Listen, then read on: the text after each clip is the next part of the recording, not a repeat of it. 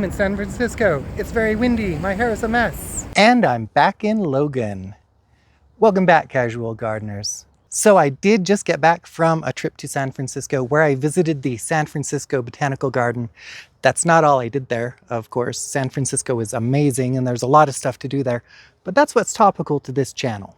This is going to be a video about botanical gardens generally, and then I'll talk specifically about the San Francisco Botanical Garden. I would like to talk a little bit about the history of botanical gardens and what they are for.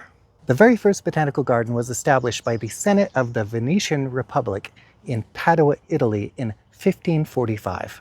It's a UNESCO World Heritage Site, and it still has a lot of features today that date back to its founding. The purpose of the Orto Botanica di Padova was to grow medicinal herbs and to train medical students to differentiate those herbs from non-medicinal plants.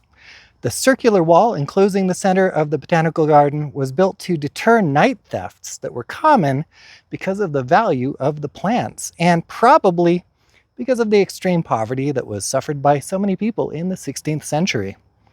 The Orto Botanico di Padova is still extensively used today for the preservation of rare species and for educational purposes. It's surrounded by laboratories and an herbarium. Nearly 5 centuries after the establishment of the first botanical garden, the purpose of botanical gardens is pretty much the same: education, conservation, and research.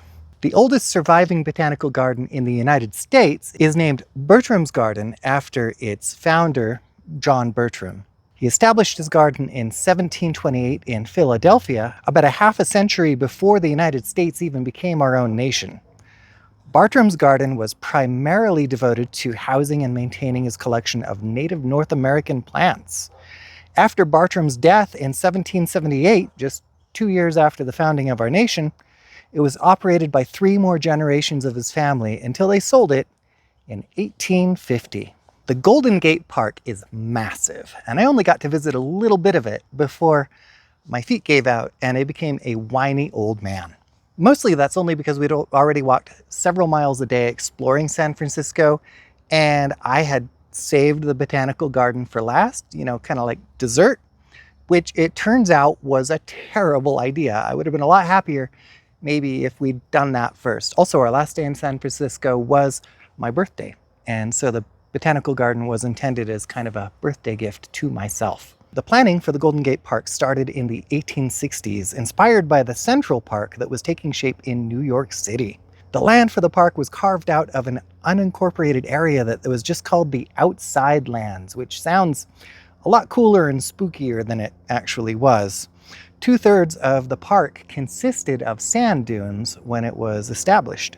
The planning and the planting of the park fell to John McLaren and his assistant, and their first task was to bring in non-native grasses and trees to stabilize those sand dunes. The original plan for the park had been to focus on native species that were adapted to their arid environment, but that kind of went out the window as they built their park.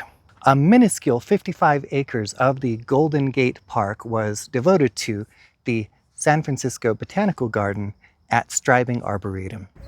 It contains almost 9,000 different species of plants from around the world. The focus of this botanical garden is magnolia species, high-altitude palms, and cloud forest species from the Americas and Southeast Asia. The year-round mild temperatures at San Francisco and frequent heavy fogs play a massive role in the plants that the botanical garden specializes in. Cloud forests represent less than 1% of the Earth's landmass and are heavily threatened by development and industry, so it's a good thing that the San Francisco climate lends itself to cloud forest conservation. What you'll see when you visit the garden is going to depend on when you go. I visited right in the middle of July, so all the video and pictures I took of the park represent what it looks like in the cool end of summer. But San Francisco is weird in that it only really heats up in September. Winter is the best time to go if you want to catch the magnolia collection. The magnolia collection at the San Francisco Botanical Garden may be the most significant collection outside of China.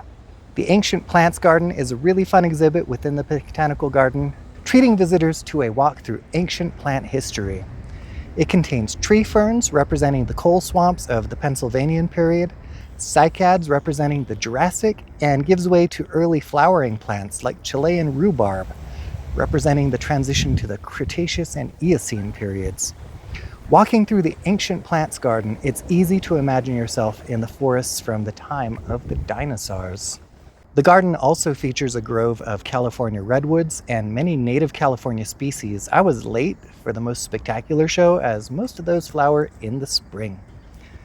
I found the tree echiums absolutely captivating. They're endemic to the Canary Islands, where they're an endangered species. I think they must like the climate in San Francisco, because I also saw some growing on Alcatraz Island when I visited. But they're even more fun to see planted together as they're displayed in the Botanical Garden. Yes, I did research to find out what I'd need to do to grow some at home, and no, I don't have the resources to manage that. Palms are emblematic of California, even though there's actually only one species of palm that's native to the state. They're everywhere in California, but nowhere as abundantly or splendidly as they are in the San Francisco Botanical Garden. I really enjoyed being able to see so many palm species in person in one place. There are actually some species of bamboo that survive and thrive here in northern Utah, but it's mostly the runner-type bamboos that are cold hardy, and they can be really difficult to contain, so I don't get to spend a lot of time around bamboo usually. It was nice to be able to appreciate this graceful grass in a setting where I don't have to worry about whether it's going to wander into a neighbor's yard and ruin their whole year. I love fuchsias. I've heard that Fuchsia magellanica is hardy to my zone 6, but most fuchsias are forever out of my reach unless I want to grow them as indoor-outdoor plants, and honestly, I think I have enough of those. I had so much fun seeing new-to-me cultivars of this beautiful flower. I know that I've said the purpose of botanical gardens is conservation and education, but I think there's another very important purpose I've been kind of glossing over. Botanical gardens can be a place for quiet and contemplative beauty in our otherwise loud, hectic, and barren cities. There were many times wandering the paths of the San Francisco Botanical Garden that it was easy to forget I was in a city with a population 4 times as numerous as the one I grew up in and 16 times higher than the one I live in now. There were times that the traffic sounds and the sirens of the city outside the garden did reach me, but there are also some glorious moments when it was just me, the birds, the bees, and the plants. If you live in or plan to visit the San Francisco area, this garden needs to be on the top of your list of things to do. If the San Francisco Botanical Garden is out of reach for you, there are at least 300 arboretums and botanical gardens in the United States, and depending on your criteria, there may be over 1,000. So there's a very good chance that you can find one within a reasonable distance of where you live. Botanical gardens in other climates can be a lot of fun to visit because we get to see plants that we don't normally see. But your local botanical gardens can be even more helpful because they're going to feature plants that can survive in your climate and can help you expand your garden knowledge that you need to be successful as a gardener. Here in northern Utah, we have the Red Butte Garden in Salt Lake City, the Utah State University Botanical Center in Kaysville, and the South Jordan Conservation Garden Park in, well, South Jordan. I've reached out to all of these gardens because I think they're all awesome and I would love to do videos featuring them. So that's something to kind of look forward to, and make sure you're subscribed to my channel so you can see those if they get to happen. Please let me know, if you know, in the comments about your local botanical garden and what they specialize in. It's not just, gonna pad my comments and give me cool stuff to learn about. It's also possibly gonna help people who also live in your area and might not know about this amazing resource. I'll be sure to include links to the websites for every garden that I mentioned in this video so that you can visit their websites for more information. Now, before we get all the way to the end of this video, I want to stop and thank everyone who's subscribed to my channel. You helped me get over my goal of 1,000 subscribers, which means I'm well on the way to monetization, which is important to me. If you would like to support my channel even more, take a moment and just look down, down past the video screen. You see that little join button down there? If you click that button, you can watch a video spiel in which I talk about the benefits of channel membership.